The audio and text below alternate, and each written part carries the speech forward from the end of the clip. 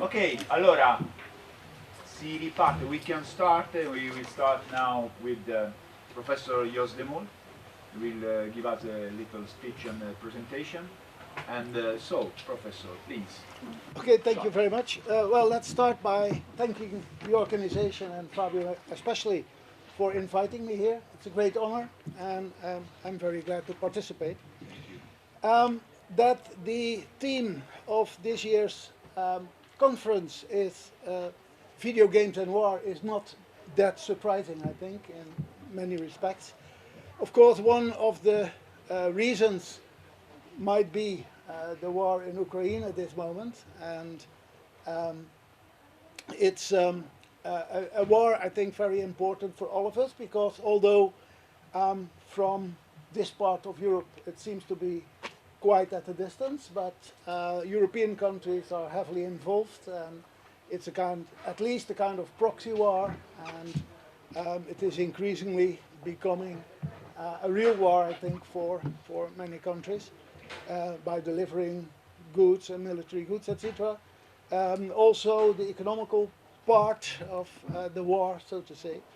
And since Putin is talking about the tactical use of nuclear weapons, also the threat of nuclear war is again very live, is back again in Europe.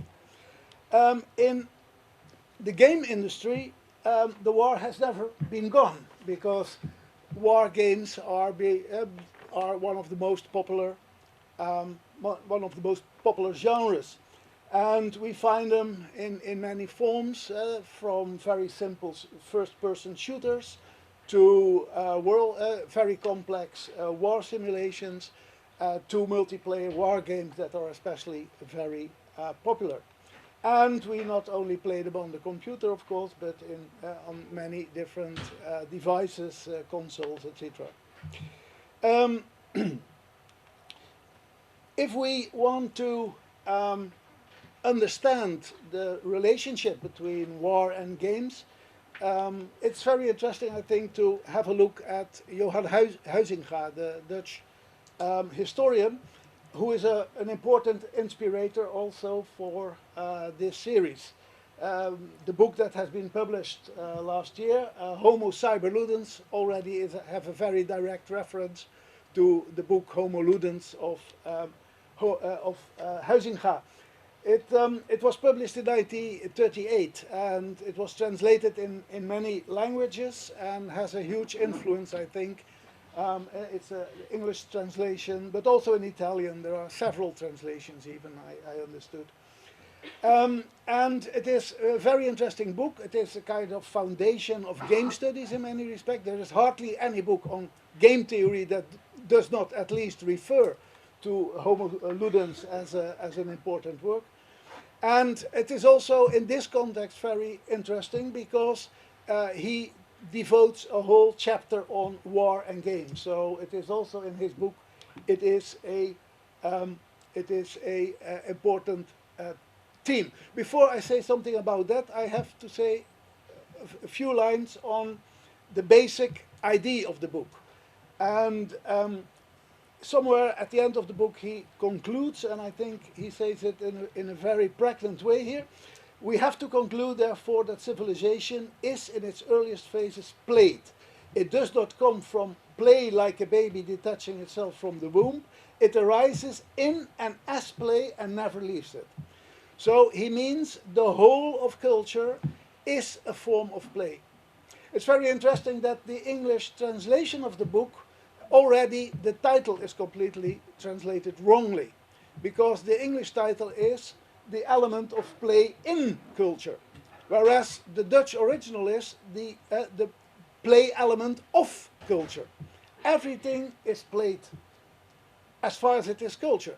It does not mean that everything is culture, because Huizinga makes a very sharp distinction between, on the one hand, the seriousness of life, and that has to do with food, with not dying from starvation. It has to do with labor, with surviving. Surviving is the seriousness of life, and that is the thing that can violates that seriousness, our attempt to stay alive. Culture is a way to tame this seriousness in a way, in order to live, to make a life that is worth living in the face of the seriousness of life. So everything in culture is, in that sense, playful. And the chapters in the book make that clear. He's talking about contest in the sense of playing in which competition plays a role. Rituals, sacred performance, as he said, so religious rituals, but also social rituals. They're also important as a cultural phenomenon. Art, poetry, philosophy, law. Even law is a kind of game that we play, and in order to domesticate the seriousness of life, so to say. And even war is a element of play, is a playful aspect of culture. And the interesting thing is, although he makes a sharp distinction between seriousness and playfulness, playing is serious in a way, because it is our life depends on it in his view. So he talks there not for a kind of practical seriousness or seriousness in the sense of surviving, but holy seriousness. It gives a kind of holy atmosphere to our lives. And he says play is also a crucial quote. Play is indispensable for the well-being of the community, the fecund of cosmic insight and social development. So it's very important. So now the chapter on war. According to Huizinga, originally, and it's a bit like Hobbes, the theory of Hobbes, homo homini lupus, humans are wolves to each other. He says originally war was a very serious affair. Originally war was about killing the other and surviving and taking from the other what you want, etc. Without any control, without any rules. And at a certain moment in the history of culture, there developed another kind of war, what he calls ludic warfare. It meant that for the first time, at a certain moment, and when exactly, he does not talk a lot about it, but he was a historian of the Middle Ages, and the examples he takes are from the Middle Ages, and especially the fight between knights for him was a very good example of ludic fights. Because what is ludic warfare? Well, it's an expression of freedom in the sense you are free to create the rules. It is disinterested in the sense it's not about immediate killing or surviving. It becomes a kind of playful thing, a cultural thing. It's not completely serious for that reason. And it is a kind of as if you play a role in it. You play a specific role. And it has a temporal and spatial boundary. A ludic war, has a beginning and an end, like a game. And then it stops. And it also has a specific space in which it takes place, the battlefield. You go there and you say, well, it's here it starts, and then you are not allowed to leave the magic circle, so to say. You have to stay within the magic circle, and it gives intense joy. Because it is, it was also said, you get rewards if you win from the other, etc. And it has specific rules and order. And for that reason, Huizinga says, of course, sometimes you can be killed by this kind of games. But it is a kind of limited violence, because it's often not a war from all to all, but a specific individual of a small group is representing the whole, and they fight, and then there's a winner and a loser, and then you stop. So it's a kind of, you try to prevent bloodshedding, the spoil of blood as far as possible. But he says, in reality, warfare is often mixed with serious warfare. Because he says, of course, there is real killing in many battles, and there are real political interest. If you want to conquer a country, it's not only a game. It's very serious at the same time. And we all know that in wars, even when you try to respect the rules of war, there are killing of civilians, there is rape, there is all kinds of ugly things going on.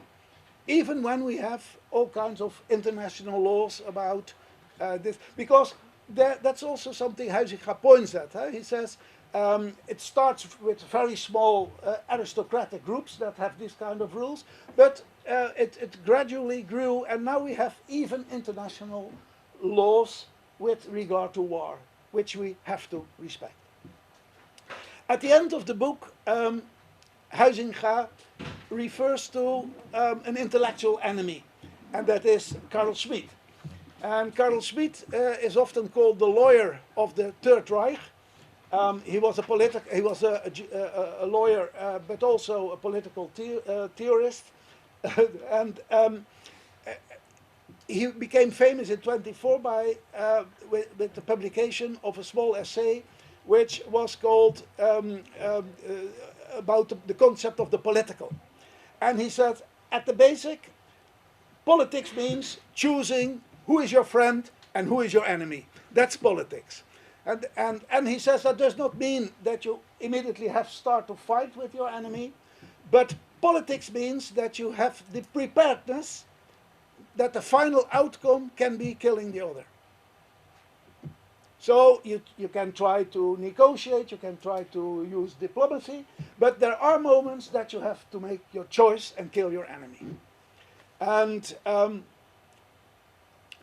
Huizinga thinks this is a horrible kind of theory. He says, no, it's not the case.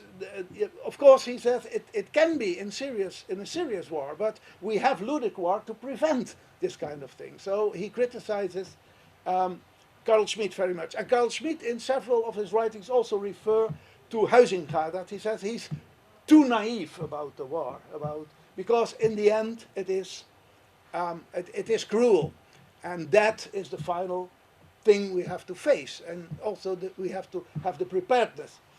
At the same time, and that's fascinating, although they are opposite in a certain sense, because Huizinga says culture is based on play, and Schmitt says finally culture is based on politics, and that means war. And that's ultimately the basis of cultures.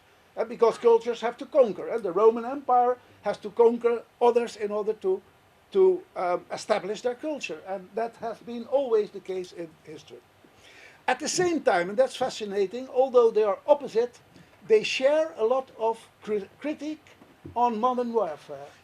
And the reason is that he says, well, we used to have ordered kind of wars between states. They go to a battlefield, etc. But that has been completely blurred in the 20th century. And Huizinga sees this as a general problem of 20th century culture. He says, well, we see that seriousness and playfulness are completely mixed at all the time. For example, he points at the commercialization of the sports. He says sport is a play, but nowadays it's about money, it's a serious business. When he's talking about economics, which is serious, he says, well, that's nowadays become a kind of game. Nowadays we call it casino capitalism. It's a kind of, you gamble on the stock market, so to say. And he also, especially, he wrote it in 1938, the memories of the First World War still in his mind. He says also the total war is a very good example of the complete blurring of playfulness and seriousness. Bombing of cities, using of poisonous gas, etc., etc. And also Schmitt has the same kind of critique. He especially blames liberal democracy because he says there is no fight anymore. They just talk and talk and talk. He says if Jesus was brought to Pilatus in a liberal democracy, they would immediately appoint a commission to research who has to be killed and who not. And also civil war is, and of course Schmitt was living in Weimar Republic, which was almost in a civil war all the time, and there were a lot of terrorist attacks, etc., etc. So he says this is although he defends the notion of war, but not this kind of of total war as well.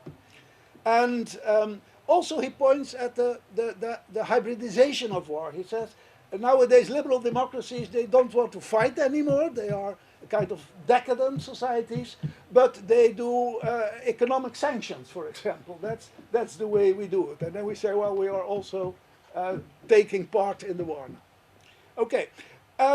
Huizinga also devotes a lot of attention to what he calls foul play and rule breaking. Foul play is that you pretend to follow the rules, but you do not do it. The Schwalbe in football is a good. You fall down and you cry as if somebody did something horrible to you, but it's just pretending that you are. So that, but you still pretend to follow the rules. You try to convince the other that you follow the rules. Rule breaking is even more drastic. You don't respect the rules anymore. If a dog takes the ball out of the football field, then the game is over because that's not part of the rules. Dogs are not supposed to do that. Well, well, at least animal dogs. Okay, well, I think a very good example, and this is my example, and then I have to take care of the time. America's Army. You all know, I think, this game. It was published in 2002 by the American Army, and it's called American Army, and it's by the American Army. It was very successful. It was downloaded more than 20 million times. So for many of you game designers, this is a very nice prospect, such a number of downloads. There were sequels, 3 or 4, the last one in 2015, and in May this year it was discontinued. That is to say, it is still there, but it is not supported anymore, so no more upgrades, etc. So you see here a number of the succeeding versions.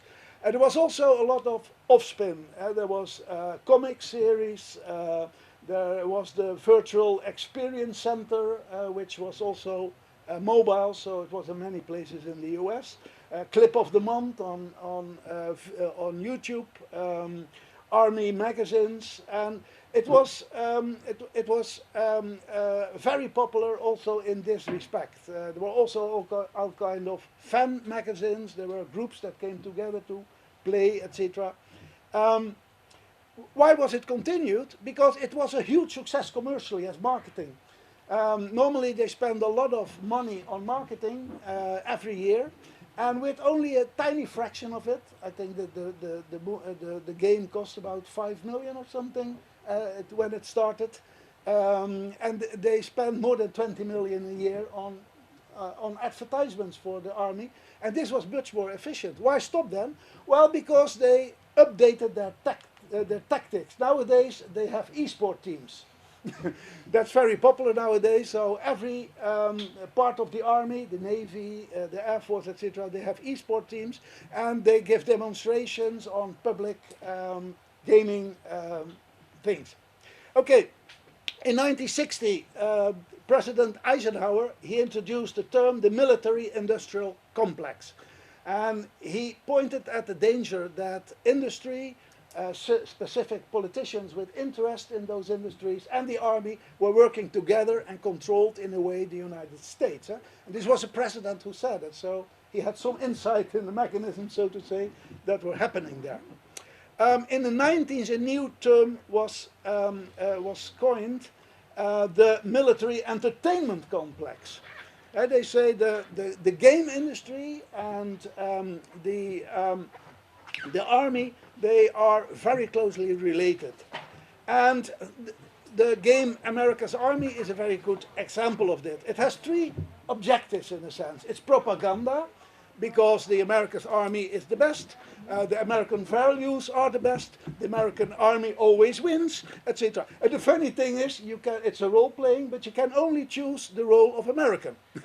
So, the other players, they are displayed on your screen as kind of Arab-looking nasty persons, but actually they are also Americans or those who play. So Actually, it's a hidden civil war, but it's only recently came out that is this the case in the United States with the Republicans and Democrats.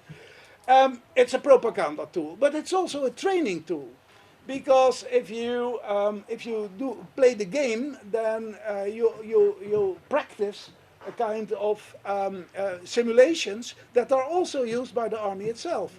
Why was the game so cheap? Because they used the simulations they already had for the soldiers. And it was also recruitment, because after there was a little, now and then a little advertisement. We have, do you like this game? Well, we have fantastic job opportunities for lifelong, you can learn lifelong skills. The website does not mention how long this life lasts, but they are, at least they are lifelong skills, so to say. So and when you follow the recruitment, you continue at the next level the same simulations. And there is displayed some new levels that are not available for just players, but if you're a real soldier, you are. So that's a very interesting thing. On the other hand, we see that the military use the game industry heavily for interfaces. For example, robots are controlled with control units, and for example, also the PlayStation is used to control the iRobot. And why do you do these things? Because the soldiers already know, because from youth on they play with it and they are very handy with it. And this is last year in 2021, Israel introduced a new tank, the Carmel, and it's completely controlled with Xbox controller. It does not have windows anymore, only screens. So you are really immersed in a world, not on the battlefield yourself. Ukraine drone pilots, they have a test on their skills on PlayStation also. If they are good in PlayStation, because also they use a kind of controllers for the drones that is based on the PlayStation controller. So you are playing the game and you continue the game and you are still in your secret room, first at home with your parents, now you still are there. Well, at least safe until you open your tank and then you suddenly realize you're in Kabul or Beirut or let's say Kiev or whatever, well, in the eastern part. So it's very seductive. Okay, here we see exactly what Huizinga predicts, a complete blurring of the division line between reality and game. And very seductive one and a very dangerous one. And also what Huizinga told about full play and breaking the rules, we see it also happening now. We say, well, Russia is doing full play. For example, they say, well, they do not follow the contracts on gas delivery anymore. That's a scandal. as if there were no economic sanctions against Russia. I mean, it's part of the war. So this is a very hypocrite kind of critique of full play, because there is no fair play anymore in a way. And also breaking the rules. Say, well, they are breaking the rules of war by raping people, by killing civilians, but also that is part of hybrid modern war. And a hybrid war is very interesting, and also many people from the game industry also as hackers, etc., are working in this field. Think also about misinformation, but also economical warfare. And there are many aspects part of this hybrid war. And with the possibility of an atomic war, there might be a game over situation where there's no replay anymore. And I must say, when I came to Bari, I thought maybe because in the Netherlands there are a lot of nuclear weapons of the United States, so I thought maybe I'm safe in Bari. No, Well, no, yeah, well, we have a lot of a little bit. Here you see, Yeah. most nuclear weapons are in Germany, in the Netherlands and Belgium there. And in Turkey they also have quite a lot, and in the northern part of Italy. So in Bari we are still safe. So if the nuclear war starts today, we can just finish our meeting before the fallout will come here.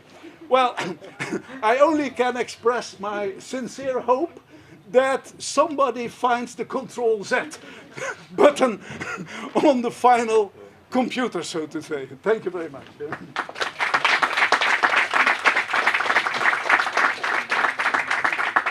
For those who are interested, on my website you can find quite a number of articles, and also, especially may be interesting, the book Playful Identities, the Ludification of Digital Media Cultures, which is an open access, and you can download it for free on my website, and also the website of Amsterdam University and Chicago University Press. If are there questions right now, but also after we can interact with Jos de Mol, but right now about exactly his speech, anyone wants to say something? No? Professor, I'm thinking about maybe the central focus of everything could be the relationality. So Sorry, the relationality. mm-hmm. So the human being seen as a relational human being, and this is a kind of a unique feature that machines don't have. So if we think about the ludic warfare or the seriousness of the warfare, maybe the confusion and the combination of the multiple features that you said about one of another, this comes back to the thinking about what is the real relationality of the human beings. Mm-hmm. Like, you know, the relational paradigm is the very central focus of we have as a philosophers think Mm-hmm. about. Yeah. Because, you know, you can be serious and you can be you can play in the relational and the relationality, but it depends. This is a kind of ethical, philosophical. Yeah. philosophical Well, theme. thank you for your question. The point in Huizinga is that he connects this relationship between humans strongly to playing. One of the quotes I gave was that he says it constitutes social relationships. Yeah. And sometimes, even for example, in theories about prehistory, mimesis plays an important role. That's before language even, and there was mimesis. And for example, when you have to hunt on animals, you can first pretend it and dance together with spears, etc. And that's not only to, well, that's partly to find the courage to do it, but also to coordinate your actions and also to make social bonding. So playing is an important social aspect. So, and you might say that the serious world breaks this apart in a way, because if you make the distinction between, as Schmidt says, between enemy and friend, then the enemies are no longer part of your group, so to say, and you have a license to kill them, so to say, because they are no longer. And of course, in the course of our history, we have tried to make a kind of universal human rights, in the sense to include everyone. But of course, this is violated very often, especially when serious wars are going on or hybrid wars are going on. So indeed, it's a very important. Playfulness is very important for social bonding, but it can easily be broken as well, and that's also part of human history, of course. And do you think that the hope of Huizinga would be that the magistral opera of the waning of Middle Age, that in part is a false statement in the military history, because often when we talk in the military history about there was for a long time the idea that military history was a war between ritual knights, but there are a lot of situations which is the classical Western rational total war for conquest, for very concrete material conquest. But the ritualization of the tournaments is a very interesting part. Anyway, apart from this, what I'd like to know from you, your idea about Oizinga, unfortunately is dead, but do you think that his hope could be in front of the new total war, because we are in a scheme of total war now, very rational. Yep. The hope could be to recoup the rituals, the only part of the playfulness, Yep. in order to have all together, and not only rules that maybe that could always be breached. International laws, we know, are something that stay there, but not very, something that's must inside of us, our culture, our consciousness. Do you think that Oizinga had this kind of hope? Huizinga was very pessimistic in this book, and because he was thinking about the First World War, but he was also sensing that something was going on in Germany. Yes. He was very sensitive. In 1933, he was the rector of Leiden University, and he dispelled a German scholar who has written an anti-Semitist pamphlet, and who was attending a conference in Leiden. He expelled him and said he was no longer allowed to enter the campus. So already in 1933, a couple of months after the takeover of the National Socialists, he was talking about it. And also in Homo Ludens, in this last chapter, in which he's very pessimistic about the present war, he has many references to what's happening in Germany at that moment. And of course that he also criticizes Schmidt is also not without reason, because Schmidt was the crown lawyer of the Third Reich. Although I must say, already in 1936 he was thrown out of the party, because he also quotes Marx very often. And he was in a way, he was an opportunist, I think, because his theory is not National Socialist as such per se, but he put it in service of the National Socialists because he could make a grand career there. So he was an opportunistic, nasty person, but his theories are very interesting. Well, so Huizinga was very pessimistic.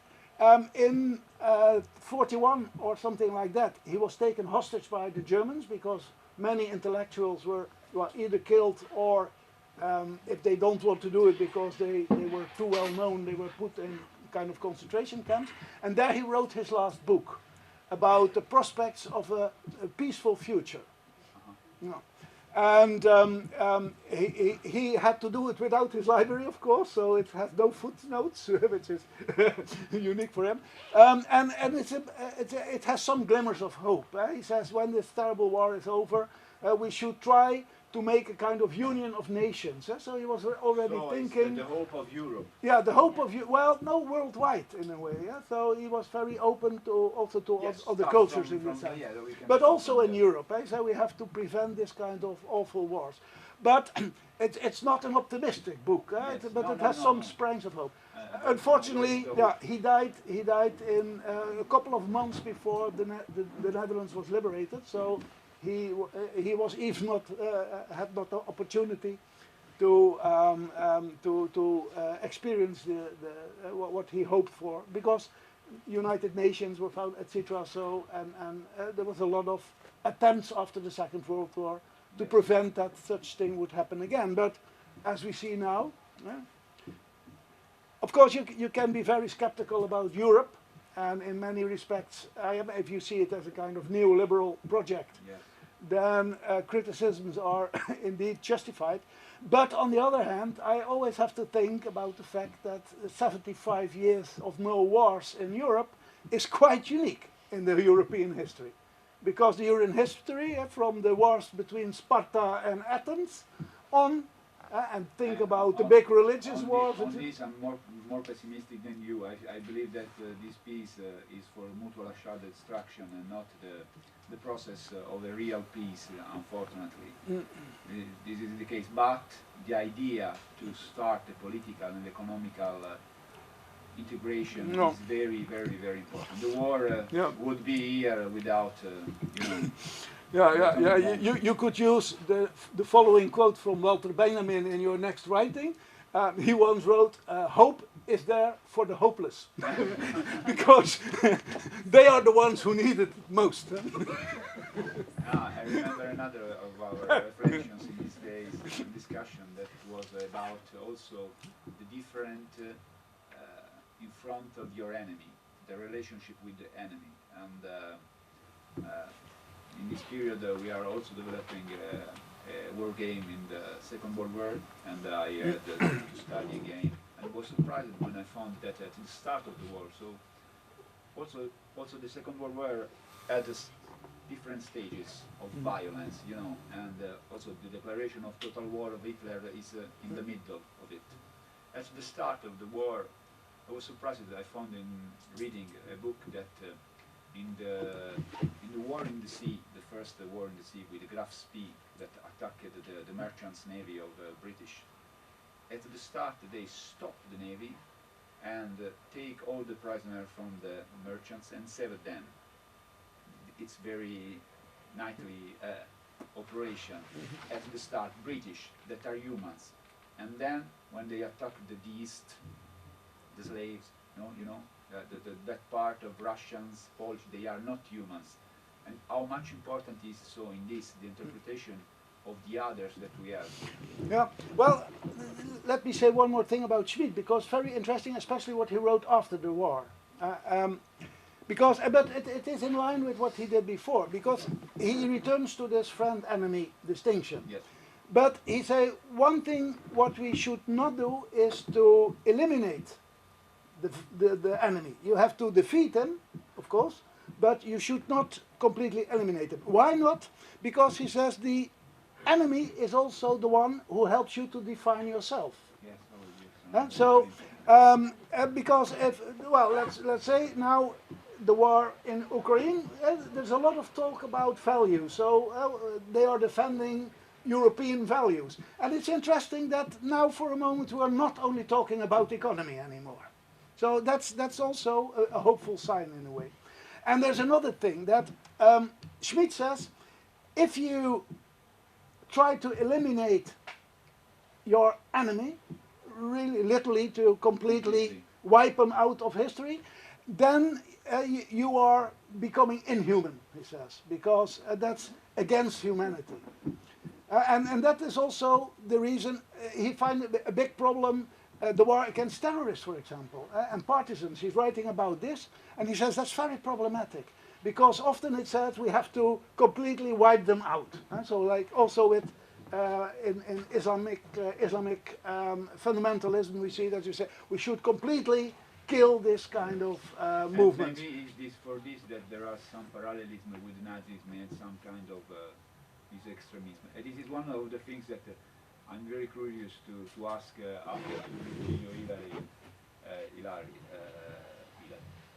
Sorry for the accent. I always get wrong on this. That also for him, for his idea, the Nazism was the apex of the total war and of this point of. It's curious. It's the first time I'm thinking of that the Nazism was the apex of this kind of total war, and after we reached the apex of the destruction with atomic bombs from the Allied side. It's a strange point of the history that has happened. But the apex of the violence and total war destruction probably was there, Nazism, and now Nazism is an idea that is still there in a lot of new, different forms. Yeah. But and that's also what is awful at this moment in China, I think, what's happening in Xinjiang with the Uyghurs. Because, well, it started in a way as a kind of ethnocide, in the sense that they say, well, those people, they have to abandon their Islamic faith, and they have to start drinking alcohol, what they do not do, and they, all the things they want to take, and they have to speak Chinese instead of the Uyghur language. But now it seems to be that it's one step further, and they are now really killing Uyghurs in concentration camps, etc. And then the ethnocide becomes a genocide, so to say. And that's exactly, to use those words of Schmidt again, that means inhumanity, in barbaric, barbaric in that sense. So in that sense, I'm not a very optimistic guy, because such nasty things are happening everywhere, of course. But I think we should not give up hope. If you give up hope, you give up everything. And the hope could be absolutely in the play, and so all the values linked to the play as a link in our humanity. Yeah. To be human beings that play Yeah. their little lives. Yeah, and humor is also important. That I like the German expression, humor ist, wenn man trotzdem lacht. So humor is when we laugh in spite of everything. If you are able to keep laughing, well, that's human in a way.